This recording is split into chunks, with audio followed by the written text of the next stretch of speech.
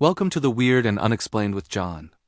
Every once in a while, a story comes along that refuses to die. Not because we don't have answers, but because the answers we're given just don't make any sense.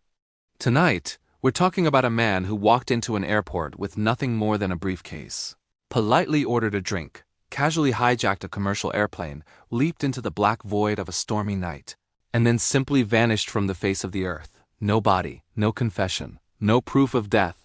Just a name that may not have even been real. This is the true and unexplained story of D.B. Cooper. And by the end of this, I want you asking the same question investigators still can't answer over 50 years later. Did he die in the jump? Or did he get away with the perfect crime? November 24th, 1971. Thanksgiving Eve. Airports were different back then. No security lines. No IDs required. No one watching for suspicious behavior. You could show up, buy a ticket, and board a plane. And that's exactly what he did. At Portland International Airport, a man wearing a dark business suit walked up to the counter and bought a one-way ticket to Seattle. $20. Cash. The name he gave? Dan Cooper. The ticket agent barely remembered him later, which tells you everything you need to know. He didn't stand out. And when someone doesn't stand out, that's usually intentional. Northwest Orient Flight 305 took off just before 3 p.m. 36 passengers, 6 crew members, and one man who would permanently change aviation history. Dan Cooper sat in seat 18C. He ordered a bourbon and soda, lit a cigarette, and waited. Flight attendant Florence Schaffner later said he was polite, calm, almost charming. Then he handed her a note. She didn't even read it at first, because in 1971, men passed notes to flight attendants all the time.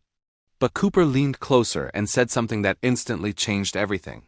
"Miss, you'd better look at that note. I have a bomb. Let that sink in. No shouting. No panic. No trembling voice. Just certainty." Florence read the note. It wasn't long. It said he had a bomb and wanted her to sit beside him. So she did. And then Cooper opened his briefcase. Inside were red cylinders, wires, and a battery. Whether it was real or not almost doesn't matter because everyone believed it was, and Cooper knew they would. Here's where this story gets strange. Cooper didn't act like a criminal. He didn't threaten anyone. He didn't scream demands. He didn't harm a single passenger. Instead, he calmly asked for $200,000 in cash, 4 parachutes, and a fuel truck waiting in Seattle. That's it. He even paid for his drink. Let me say that again. He hijacked a plane and still paid his bar tab. That detail alone still messes with people. Because monsters don't usually follow social etiquette.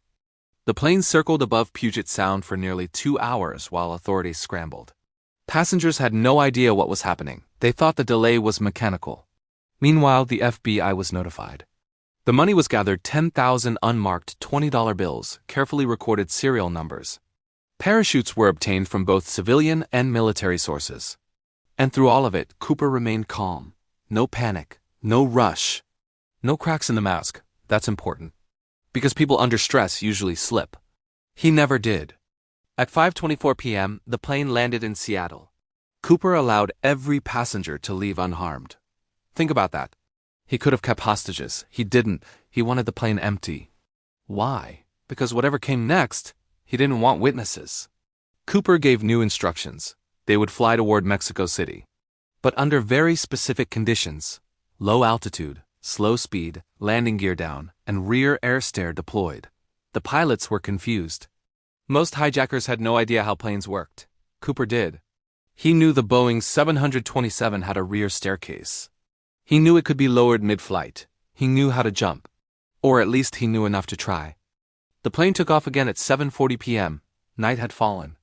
Rain battered the aircraft. Winds were strong. Temperatures were near freezing. And somewhere over the forests of southwestern Washington, the cabin pressure changed. The crew felt a sudden upward motion. The rear stair had dropped, and D.B. Cooper was gone. He jumped into complete darkness. No helmet, no protective gear. Wearing loafers and a suit. Below him, forests, rivers, mountains. And then nothing. No screams, no parachute sighting, no crash site. The man simply ceased to exist. The FBI called it Jack Northwest hijacking. They searched for years. Helicopters, ground teams, underwater divers. They found nothing. No body, no parachute, no trace of Cooper. And then, 9 years later, something surfaced. In 1980, an 8-year-old boy digging along the Columbia River uncovered something strange: bundles of rotting cash.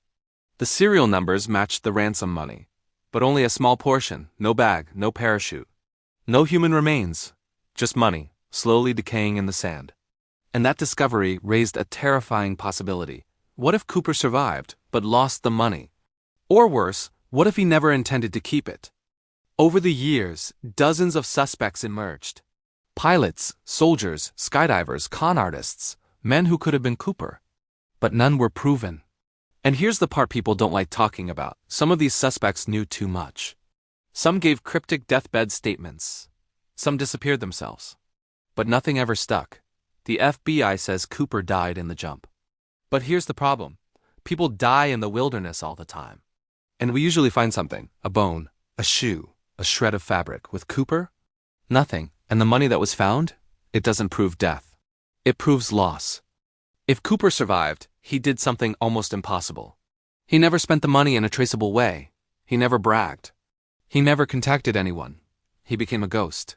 And ghosts are exactly what we talk about here. D.B. Cooper didn't just vanish. He exposed how fragile systems really are. One calm man, one plan, one jump, and half a century later we're still talking about him. So here's my question to you. If he died, where's the proof? If he lived, where did he go?